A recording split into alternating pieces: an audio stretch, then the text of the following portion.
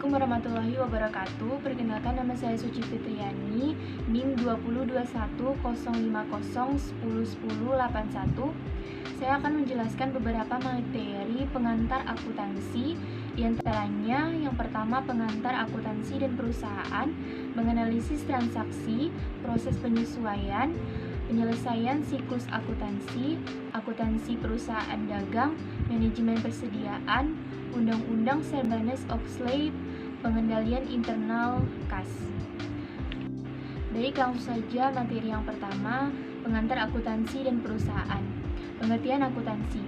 Akuntansi dapat diartikan sebagai cara atau metode yang digunakan untuk menyelenggarakan pencatatan-pencatatan mengenai transaksi keuangan sehingga menghasilkan informasi yang relevan untuk mengambil suatu keputusan. Yang kedua, bidang-bidang akuntansi. Bidang-bidang akuntansi yaitu yang pertama akuntansi keuangan, auditing, akuntansi manajemen, akuntansi biaya, akuntansi perpajakan, sistem informasi, pelanggaran, akuntansi pemerintah, akuntansi publik, dan akuntansi jasa konsultasi manajemen. Yang ketiga, proses akuntansi. Proses akuntansi sendiri terdiri dari identifikasi dan pengukuran data, proses dan pelaporan, laporan akuntansi, dan analisis dan interpretasi. Selanjutnya, pengertian perusahaan. Perusahaan adalah suatu organisasi yang didirikan oleh seseorang atau distribusi guna memenuhi kebutuhan manusia.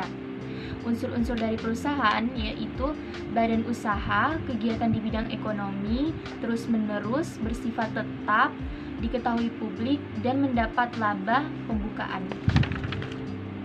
Lanjut, jenis-jenis perusahaan. Jenis-jenis perusahaan itu terdiri dari jenis perusahaan berdasarkan lapangan usaha, ada perusahaan ekstraktif, agraris, industri, perdagangan, dan perusahaan jasa.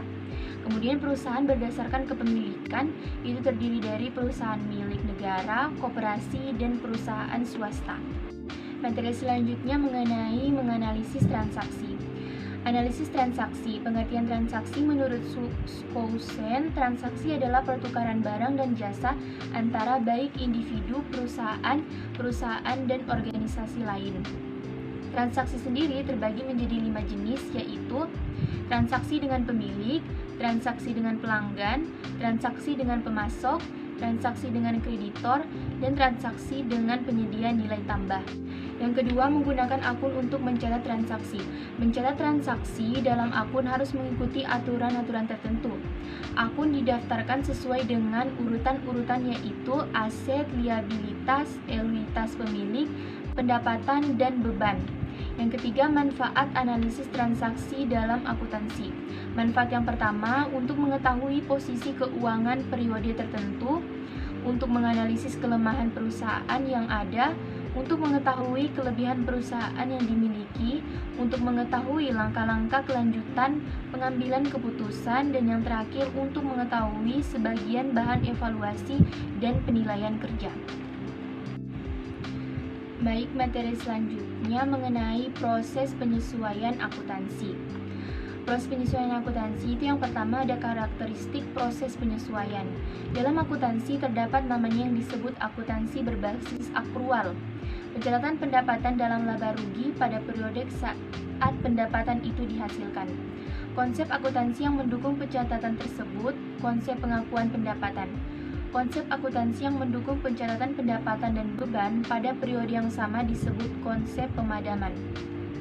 Kedua, jenis-jenis akun yang memerlukan penyesuaian. Yang pertama, beban dibayar di muka, pendapatan diterima di muka, pendapatan yang masih akan diterima, dan beban yang masih harus dibayar. Materi selanjutnya mengenai menyelesaikan siklus akuntansi. Yang pertama, pembuatan neraca dan perhitungan laba rugi dengan teknik neraca lajur. Pembuatan neraca dan laba rugi dengan teknik neraca lajur, laporan posisi keuangan, adalah suatu bagian dari laporan keuangan suatu perusahaan atau identitas bisnis yang dihasilkan dalam suatu periodik akuntansi, di mana menunjukkan posisi atas keuangan perusahaan pada akhir periode akuntansi tersebut yang bisa menjadi dasar keputusan bisnis. Struktur neraca keuangan terdiri dari aktiva atau aset dan pasiva. Dua pos ini memiliki 3 unsur, yaitu aset atau aktiva. Pada pos pasiva terdiri atas kewajiban atau hutang liabilitas dan ekuitas atau modal equity. Langkah-langkah menyusun neraca lajur dalam akuntansi yaitu membuat format neraca lajur, isi kolom nomor akun dan nama akun berisi saldo akunnya, isi kolom jurnal penyesuaian, mengisi kolom neraca saldo setelah penyesuaian, mengisi kolom neraca, dan mengisi kolom laporan laba rugi. Yang kedua, jurnal penutup. Jurnal penutup adalah jurnal yang dibuat pada akhir periode akuntansi untuk mentransfer saldo dari akun sementara ke akun permanen. Langkah-langkah pembuatan jurnal penutup yaitu: pertama, tutup semua akun pendapatan; kedua, tutup semua akun pengeluaran ke ringkasan penghasilan; tutup ringkasan penghasilan ke akun modal yang sesuai; dan yang terakhir, tutup penarikan ke akun modal. Yang ketiga, jurnal pembalik. Jurnal pembalik digunakan untuk penyesuaian yang terjadi di dalam jurnal penyesuaian dan disusun ketika memasuki awal periode. Akun-akun yang memerlukan jurnal pembalik yaitu AJP, ayat jurnal penyesuaian, AJP atas pendapatan, AJP atas biaya yang dibayar di muka, dan AJP atas pendapatan yang diterima di muka. Materi kelima mengenai akuntansi perusahaan dagang. Karakteristik perusahaan dagang. Karakteristik dalam perusahaan dagang yaitu pembelian, pengeluaran kas, penjualan, dan penerimaan kas. Ciri khas dari perusahaan dagang dapat terlihat dari kegiatan akuntansinya, di mana tahap akuntansi dari perusahaan dagang yaitu dimulai dari menghitung persediaan barang, menetapkan harga penjualan, hingga melaporkan seberapa besar kerugian atau keuntungan yang diperoleh. Yang kedua, jurnal transaksi perusahaan dagang. Jurnal umum perusahaan dagang adalah jurnal yang mencatat seluruh transaksi keuangan yang timbul akibat kegiatan perdagangan. Terdapat 2 jenis metode pencatatan jurnal umum dalam perusahaan dagang, yakni metode fisik atau periodik. Metode ini digunakan untuk perusahaan yang menjual barang dagang yang relatif murah dan sering terjadi, serta metode perpetual. Metode ini digunakan oleh perusahaan yang memberlakukan relatif mahal pada barang dagangannya. Yang ketiga, proses penyesuaian dan penutupan jurnal perusahaan dagang. Jurnal penyesuaian dibuat pada akhir periode, pada saat akan menyusun laporan keuangan. Tujuan dari proses penyesuaian adalah untuk mengukur keuangan usaha secara tepat, untuk menunjukkan jumlah rekening real atau aktiva yang sebenarnya pada akhir periode, agar setiap rekening nominal atau biaya dan penghasilan menunjukkan biaya dan penghasilan yang diakui dalam suatu periode. Transaksi yang memerlukan proses penyesuaian yaitu biaya dibayar di muka, pendapatan dibayar di muka, utang biaya, piutang pendapatan, depresiasi, dan kerugian piutang. Jurnal penutup. Tujuan pembuatan jurnal penutup perusahaan dagang yaitu yang pertama untuk menutup saldo perkiraan sehingga menjadi nol, melakukan perhitungan pada saat saldo akan modal, mempersiapkan laporan neraca pada awal untuk periode berikutnya, memudahkan kegiatan proses audit jika dibutuhkan, dan menunjukkan sebuah informasi keuangan perusahaan setelah pembuatan jurnal penutup seperti harta, kewajiban, dan ekuitas.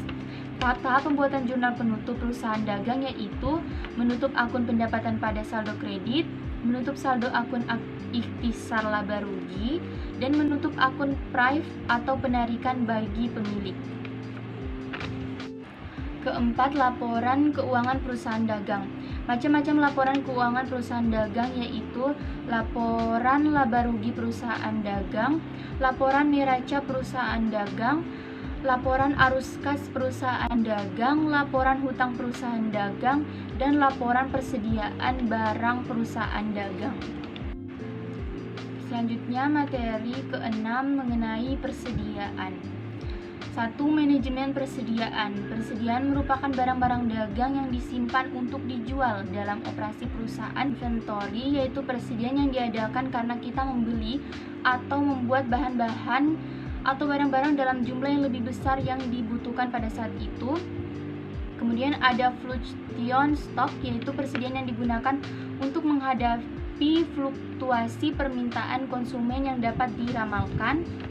Kemudian ada anticipation stock, persediaan yang diadakan untuk menghadapi fluktuasi permintaan yang dapat diramalkan berdasarkan pola musiman yang terdapat dalam satu tahun dan untuk menghadapi penggunaan atau penjualan permintaan yang meningkat. Selanjutnya ada persediaan menurut cara pengolahannya dan posisi barang. Contohnya seperti persediaan bahan baku, persediaan bagian produksi atau parts yang dibeli, persediaan bahan-bahan pembantu atau bahan pelengkap, dan persediaan barang setengah jadi atau barang dalam proses. Yang kedua, tujuan persediaan. Tujuan persediaan itu yang pertama menghilangkan pengaruh ketidakpastian, memberi waktu luang untuk pengelolaan produksi dan pembelian, untuk mengantisipasi perubahan pada permintaan dan penawaran. Hal-hal yang perlu dipertimbangkan dalam persediaan yaitu struktur biaya persediaan, biaya per unit, biaya penyiapan pemesanan, biaya pengelolaan persediaan, dan biaya resiko kerusakan dan kehilangan, serta biaya akibat kehabisan persediaan. Yang ketiga, pengukuran nilai persediaan. Ada biaya perolehan apabila diperoleh dengan pembelian, contohnya harga pembelian, biaya pengangkutan, dan biaya penanganan. Yang kedua, ada biaya standar apabila diperoleh dengan memproduksi sendiri, dan ada nilai wajar apabila diperoleh dengan cara lainnya seperti donasi atau rampasan. Selanjutnya, materi terakhir mengenai Undang-Undang Sarbanes-Oxley, pengendalian internal dan kas. Pertama, Undang-Undang Sarbanes-Oxley tahun 2002. Undang-Undang Sarbanes-Oxley atau yang lebih dikenal dengan SOX atau Sarbox adalah sebuah produk hukum federal Amerika Serikat yang menetapkan standar baru dan lebih baik bagi semua dewan manajemen perusahaan publik serta akuntan publik yang ditetapkan dan disahkan oleh Presiden George W.